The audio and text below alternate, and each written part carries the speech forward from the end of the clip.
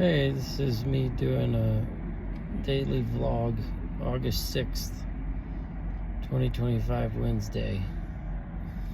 Last night we slept at the Love's Travel Stop on the west end of Laramie.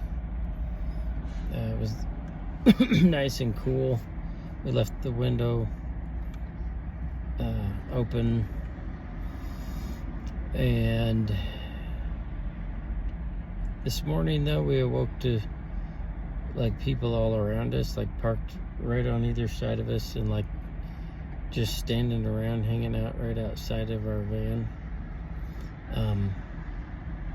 which was a little weird because we're like at the back end of the parking lot, the edge of it, back edge I guess, and it turned out they were like, maybe they were like firefighters or something, and they had their gear out and they were getting stuff ready and they were getting food and making lunches, and they were all just standing around talking. Some of them were even just standing directly in front of our van, just staring in at us. It was kind of weird, but it got us up early, which is, we've been trying to get up earlier, so that was good.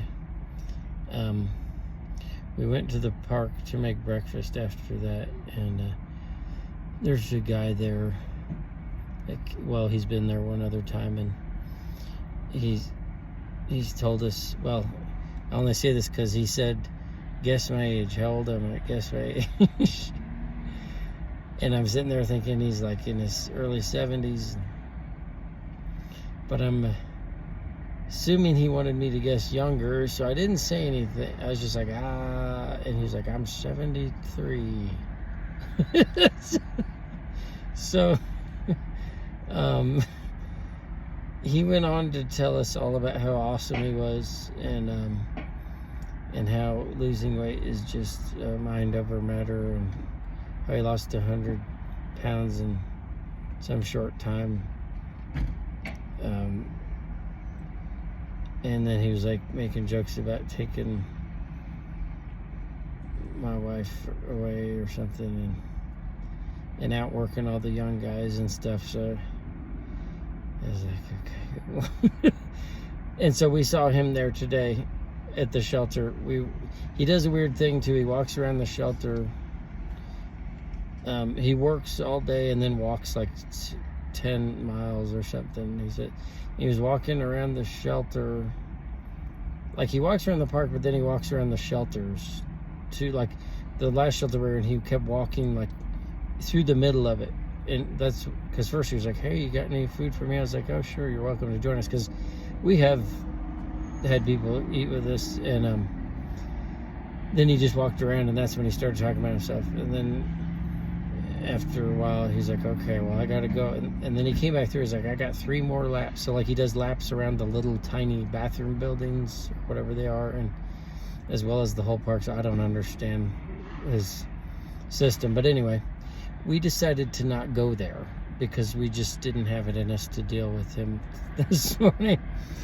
And so we went and got a quick cheap McDonald's breakfast, and then we went to the laundromat, I think probably right about when it had just opened, and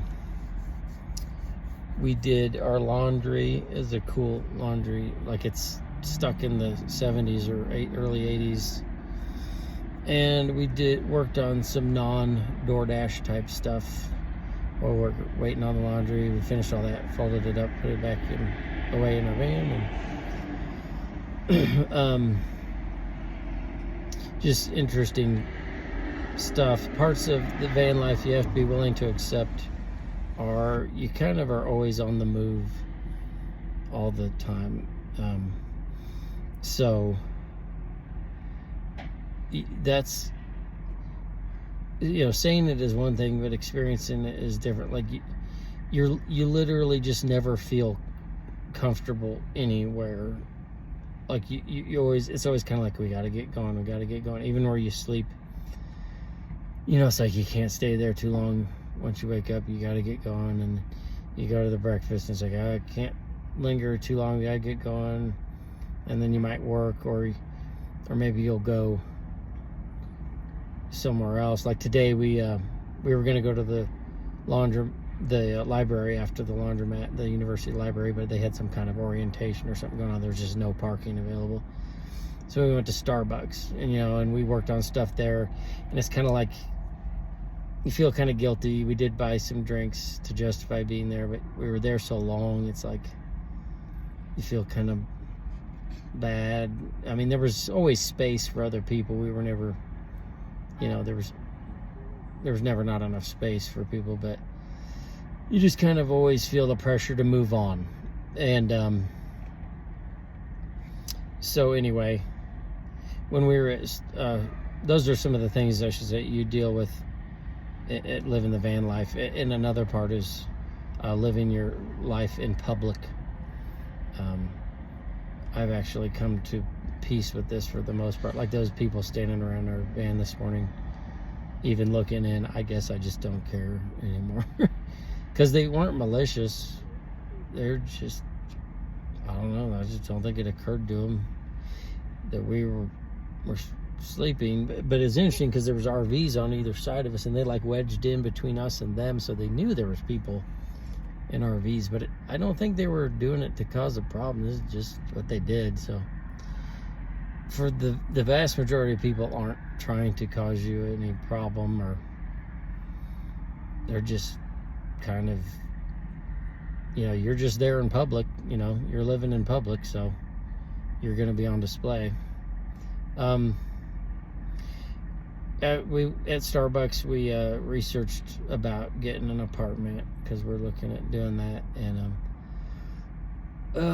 it was disheartening because the rents are so high. I know I've seen some home prices come down from what they had been at, and I hoped rents would come down, but I don't know that they're going to, because I think they understand that they don't really have to come down, because the people that want apartments, for the most part, probably it's because they can't really get into a home.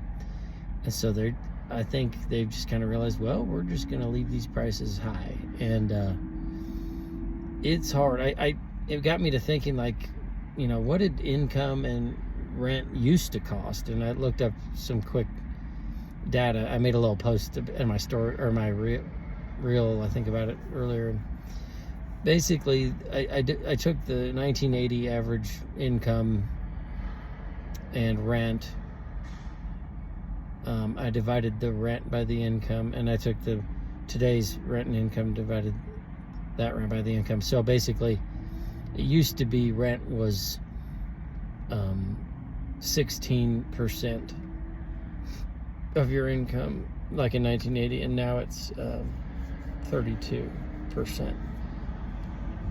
So clearly wages haven't kept up. I guess that's not a surprise to anybody, but to me, just seeing that double in that ratio, it has doubled. Like rent, the percentage of your monthly, of the average person's income that rent costs is doubled. It's not like it went from 5 to 10, it went from 16 to almost a third. A third. And it's just disheartening.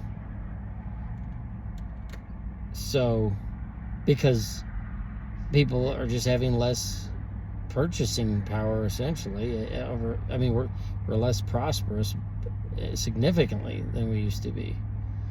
And, yeah, so you'd find a cheaper rent maybe, but then you'd look at the reviews and it was like, this place is horrible. It's run by crazy people. They don't fix anything. But then you find something that's great, and it'd be like, oh yeah, it's $2,000 a month, and then you also have to pay a automatic smart lock fee, and we require that you pay us to pick up the trash directly from your door, and you have to pay us for pesticide, or for pest control.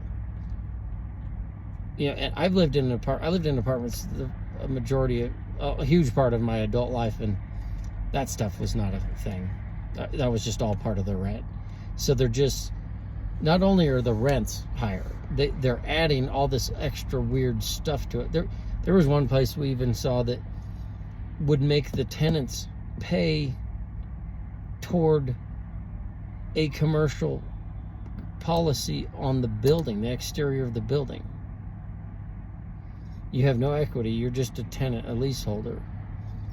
And you're paying toward a policy that covers the outside of the building that they own. So it's just weird stuff. They're just going to keep charging people more as long as they can get away with it. And we ended up applying to one that we weren't crazy about, but we can probably have a better chance of affording. And it was a pain in the butt application process, just kind of pretty inconvenient. It was online. At least we could do it online. You know, some places want you to have to come there, and we're not there. We're 10 hours away. So, but it was kind of took up a huge chunk of time and energy, and you have to pay. You know, when you apply in apartments, you have to pay. You have to pay like $250 up front to apply, and then like $50 per adult tenant. So it's like you can't just willy-nilly go applying to a bunch of apartments because you'll lose a lot of money if you did that. So it's pretty wild out there, and I just hang in there, everybody. If you see this, and I know times are hard, and the younger people now, that's just all they've known. You know, they're coming out, going into the world when our rent to income ratio is double what it was in 1980. It wasn't always like this. So I don't know, man. Maybe it'd be an interesting discussion in the comments. Roommates, I don't know, but they have limits on that, how many people you can put in there. You know, 2 adults per bedroom, which I understand is, you know, reasonable, but man, desperate measure. you gotta do what you gotta do. So and now they're making it illegal to be homeless practically. It sounds like a new executive order. So what? And they're going to institutionalize homeless people.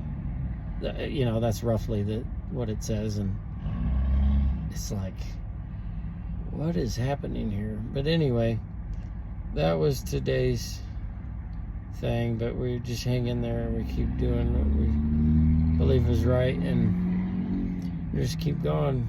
Tomorrow is another day, and we'll see what happens then. We're going to do some DoorDash, and hopefully tomorrow make some more money. And all right, well, until tomorrow's vlog, see ya.